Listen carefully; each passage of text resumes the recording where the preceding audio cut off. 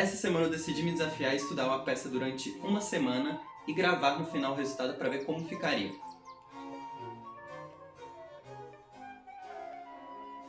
Vem acompanhar comigo esse processo.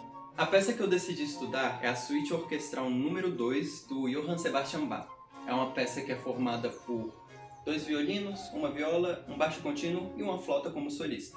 Essa suíte é muito famosa principalmente pelo movimento da Bandinetrie. Durante a semana, eu pensei em dividir os estudos como se fosse um estudo de peça normal, só que de maneira muito reduzida. Durante o primeiro dia, a coisa mais importante é a leitura. Leitura sobre o autor, entender quem ele é, qual o período que ele compõe, estudar sobre a obra, quais instrumentos, como eles se casam. No primeiro dia, a leitura é o mais importante e a audição também. Então eu busquei ouvir muitas versões.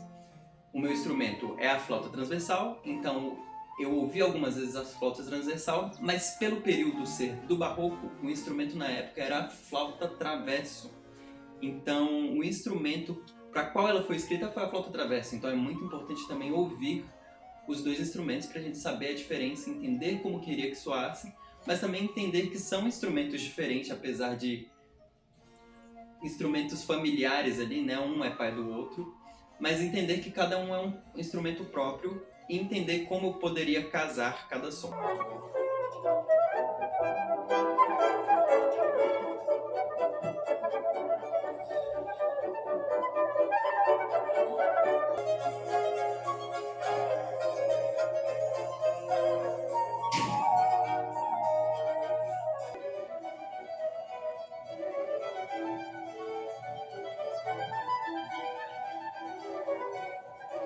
Os outros dias são estudar.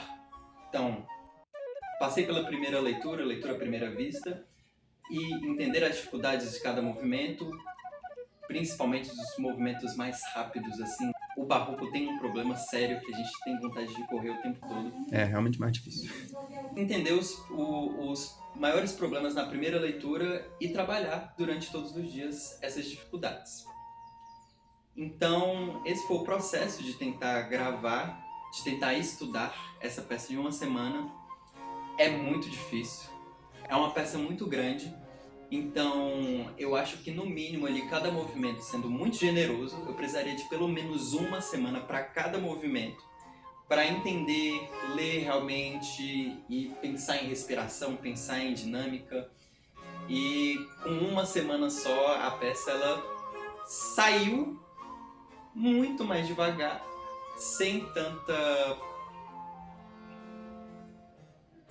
característica, mas foi um desafio muito legal, eu achei interessante, talvez eu continue.